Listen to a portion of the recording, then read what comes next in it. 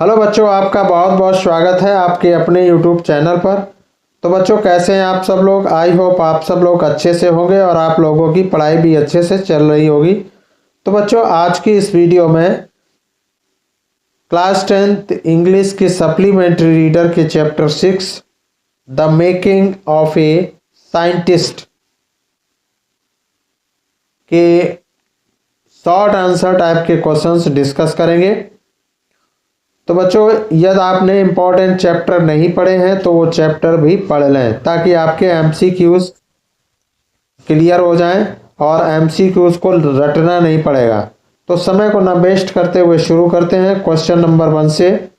Question number 1 है, in his second class what did he do. He से मतलब है यहाँ एब्राइट से, एब्राइट से मतलब है, तो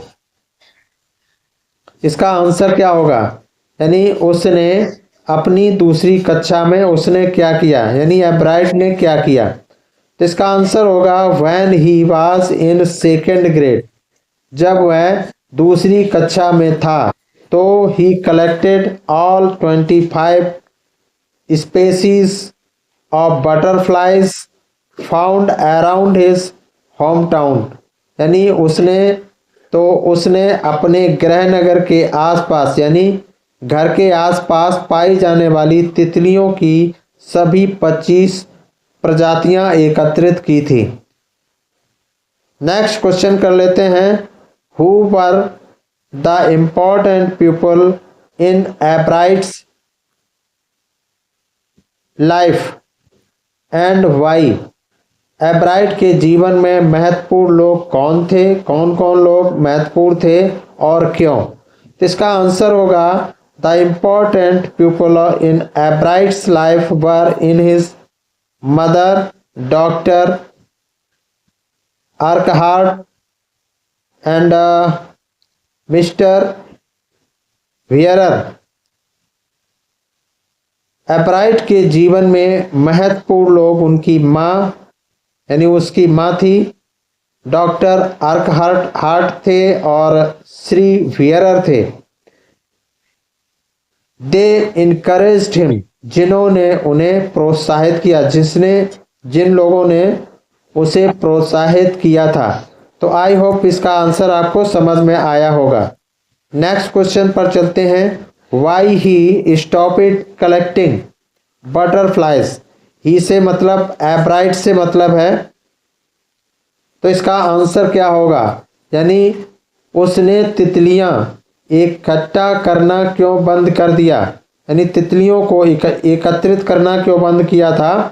इसका आंसर होगा he stopped collecting butterflies as he found it very tedious and he lost his interest in it. यानी उसने तितलियां एकत्र करना बंद कर दिया था क्योंकि उसे यह काम बहुत थकाऊ लगने लगा था और उसकी इसमें रुचि खत्म हो गई थी। तो आई होप ये भी आपको समझ में आ गया होगा। क्वेश्चन नंबर 4 है, which project of Ebright won first prize in the country science fair. Ebright की किस परियोजना ने देश के विज्ञान मेले में प्रथम पुरस्कार जीता। तो इसका राइट आंसर होगा the project was to build a device that showed. यानी परियोजना का उद्देश्य एक ऐसा उपकरण बनाना था दैट की the sports were producing A hormones necessary for the butterflies full development. यानी इस जो परियोजना का जो मेन उद्देश्य था, प्रोजेक्ट का मेन उद्देश्य था कि एक ऐसा उपकरण बनाना था जो यह दिखाए कि धब्बे तितली के पूर्ण विकास के लिए आवश्यक हार्मोन का उत्पादन करते हैं। तो आई होप इसका भी आंसर आपको समझ में आ गया होगा। नेक्स्ट क्वेश्चन है, in his early childhood what kind of child he was. अपनी वह अपने बचपन में वह किस तरह का बच्चा था। तो इसका राइट आंसर हो क्या होगा, तो इसका आंसर होगा he was a brilliant child. वह एक प्रतिभाशाली बालक था and was always keen to do something new, और हमेशा कुछ न कुछ नया करने को उत्सुक रहता था। तो आई होप ये भी आपको समझ में आ गया होगा। नेक्स्ट क्वेश्चन पर चलते हैं। What was the role of his mother in his life. उसके जीवन में यानी एब्राइट के जीवन में उसकी माँ की क्या भूमिका थी। इसका आंसर होगा his mother was his only companion and always encouraged and helped him. उसकी माँ और उसकी एकमात्र साथी थी और हमेशा उसे प्रोत्साहित करती रहती थी, यानी उसको प्रोत्साहित किया करती थी और मदद भी करती थी। नेक्स्ट क्वेश्चन कर लेते हैं। Question number 7, what are the necessary qualities for becoming a scientist according to Richard Ebright's teacher. Richard Ebright के शिक्षक के अनुसार वैज्ञानिक बनने के लिए क्या गुण होते हैं या क्या आवश्यक गुण हैं। इसको क्वेश्चन को ये पिछली बार 2022 में पूछा भी गया है, तो इसको इस तरह से भी पूछा गया है। What are the qualities that go into the making of a scientist. एक वैज्ञानिक बनने के लिए कौन से गुण आवश्यक होते हैं। तो इसका आंसर होगा according to Richard's teacher the essential qualities are the first rate mind and curiosity and in the will to win for the right reasons. Richard के शिक्षक के अनुसार आवश्यक गुण है प्रथम श्रेणी का दिमाग, जिज्ञासा और सही कारणों से जीतने की इच्छा शक्ति। तो बच्चों आई होप ये आपको समझ में आ गया होगा। नेक्स्ट क्वेश्चन पर चलते हैं। क्वेश्चन नंबर 8,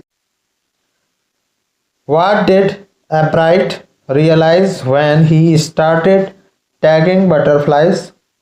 जब एब्राइट ने तितलियों पर टैग लगाना शुरू किया तो उसे क्या एहसास हुआ।